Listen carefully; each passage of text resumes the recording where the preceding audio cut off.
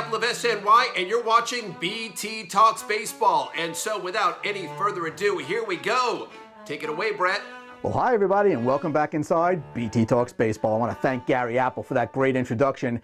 And today's episode is going to be entirely dedicated to baseball cards. I thought it would be a lot of fun to have several guests on to talk about baseball cards, which were such an important part of my life growing up. Let's get right to it. My first guest is going to be Chris Vaccarro, former editor-in-chief and director of digital at Topps. Chris, thank you so much for joining me right here on BT Talks Baseball. This is great. Yeah, I'm excited to dive in, talk a little baseball cards, and thanks for having me on. Chris, when you were at Topps, one of the things you were in charge of was really transforming baseball cards into a digital format. Can you talk a little bit about that? Yeah, it was a really unique portion of my career, a very exciting time. Honestly, something I could have never imagined being a part of and doing. Growing up, definitely collecting cards from when I was 5 or 6 years old, thanks to my dad. And I was hired to be, I would say, an editor of Topps.com. That was really what I was expecting to take a job doing. Write stories about players and collectors and different sets. There's tons of history. But in my first week, the digital team, which was like 4 of us, launched an app which had already been underway, prior to my arrival. This app called Topps Bunt was meant to create digital collectibles on a phone, iOS, Android apps, and it was an idea to see, hey, can we modernize this company that's historically cardboard and physical in nature?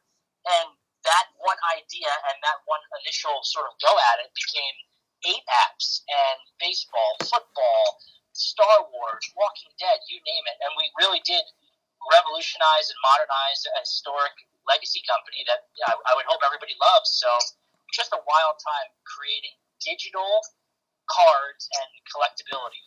And Chris, I know you and I have discussed in the past, the shift to digital was to keep younger fans engaged and involved in baseball card collecting. Yeah, it doesn't matter if you're a newspaper, a magazine, a TV station, or a collectible company. You always try to get younger, always try to attract that younger demographic.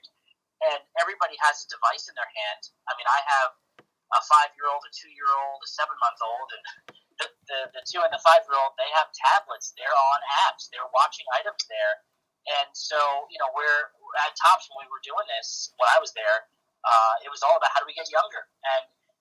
And it's not even necessarily about making revenue initially. It's about attracting people to our products. And, yes, hopefully the cycle of business creates opportunity with revenue, but let's get younger. Let's be where the eyes and the ears and the hands are. And that's in your pocket, on your phone, on your iPad. And we did that, so it's pretty unique. And it's still going on today. I know in your time at Topps, you got to do some really exciting things. Can you share some of those with us? Well, a couple of things stand out. First of all, getting a chance to spend time with the world's greatest athletes and people who I admired and respected from when I was younger, just on high level, was really special. I never took it for granted. I traveled across the country, even actually across the world in some cases, working with athletes. It's pretty unique, and I never lost sight of how lucky I was to do that for so long. And if you boil it down to specific moments, my guy growing up, the person who I idolized, who to this day I idolize, Mike Piazza. He was my favorite player, my favorite Met. He's Italian-American, which I am as well, so we're both super proud of our heritage. I got to do a number of projects and, work with him on digital projects that we were able to creative direct together, on physical autograph signings. The card that was released the day after he was inducted to the Baseball Hall of Fame, the physical real card features my image that I took of him at Cooperstown at the dais. So just that whole, getting to know him and be around him was really, really special. But I got to film commercials with Mike Trout, Marshawn Lynch, Jordan Henderson, the captain of the Liverpool soccer team, creative direct literally thousands of sets, and then possibly the culmination of it all was me appearing in the Topps Allen and Ginter set. I have my own card in the set, and there's I think like 20 autographed versions of it out there somewhere around the world, which I later saw one of them selling for, I believe it was like $499 on eBay. So to be featured in the Topps product, to spend my, many parts of those 6.5, 7 years with some of my favorite players who have changed the face of the game or the face of our city in some cases, very surreal and a super grateful time for me in my career. Well, Chris, baseball cards have certainly come a long way since we used to put them in the wheels of our bicycles. Thank you so much for joining me today on BT Talks Baseball. Well, I mentioned I was going to have several guests on today's show. My next guest is Heath Bell, former Major League reliever for the New York Mets, the San Diego Padres. Heath, can you talk about what it was like the first time you saw yourself on a baseball card? Hey, Brett. When I got my first baseball card, it was the coolest thing ever. I actually have one right here. It was with the Mets. I have no words to express how cool it was to have my own baseball card. But my favorite baseball card of me, I got to say before you go, is the baseball card I was with the Padres. And I have like bubble gum like in the dugout, and I was eating it. And I had the whole thing of, the bubble gum that's big balls.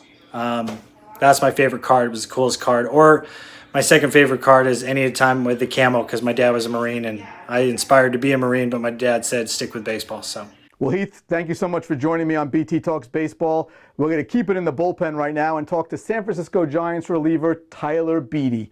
Tyler, what was it like for you to see yourself on a baseball card for the first time? The time that I first saw myself on a card was really cool, man. I actually have a couple hanging up in my office here, and there's some when I was very young. But the first one I have is of me when I was about 16 years old when I was trying out for Team USA. I was at the Tournament of Stars, and that one came out after I was drafted for the first time.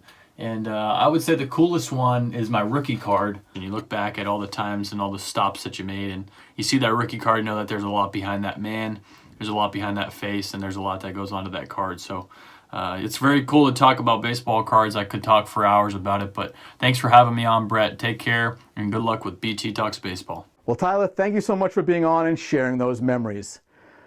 My next guest is my cousin. I'm keeping it in the family. Of course, I have my dad on every week to discuss Mel's memories, and he'll be coming along in just a moment. Don't worry, we're not replacing him at all. But I wanted to invite my cousin Eric, who is 6 years younger than me, and we always collected baseball cards together. We always had a love of the Mets, and we always had a love of baseball cards.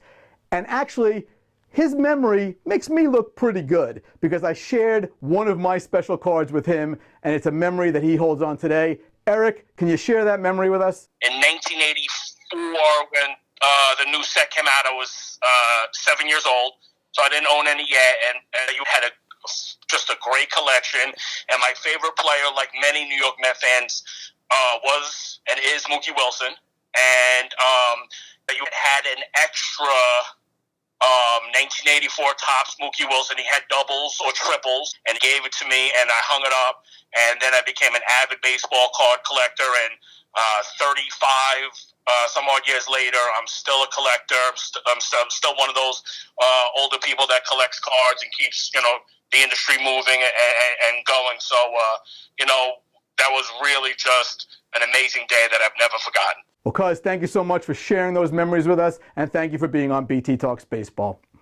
Okay, BT Talks Baseball is never complete without Mel's memories, and unfortunately, Mel's memories of baseball cards is a painful one. Pops, what do you got? I had cheese boxes. Cheese boxes were where they used to store cream cheese, but the grocer used to give you the boxes, and there were wood boxes that you put the baseball cards in, and I had plenty of baseball cards. I also had the 1957 New York Giant yearbook and the 1958 Giant yearbook that I had all stored away downstairs in the basement of our house in Freeport. I went to dental school one year. I came back in the summer, and my mother had thrown out everything that I had. Yeah, I was very angry, and I started yelling, and my mother said, well, what do you need them for? It was just old boxes of cards and old magazines. So that was the story. I think she was trying to get rid of me. That is not a good Mel's memory to remember. I'm so sorry you lost all those cards. I don't want to bring up that they were probably worth a fortune today. We won't even talk about that. Thank you for sharing. Say hi to Mom. I love you. Love you too. Bye-bye. Well, that'll do it for this very special episode of BT Talks Baseball about baseball cards. I want to thank all of my guests. I want to thank Chris Vaccarro, Heath Bell, Tyler Beede, my cousin Eric, and of course my dad for sharing his painful baseball card memories. And of course, thank you. I leave you as always with Tug McGraw. I got plenty of his baseball cards. You gotta believe. Bye-bye, everybody. We'll see you next week. If you are interested in getting a signed copy of any one of Brett Topel's books, please visit us at www.topelmetsbook.com.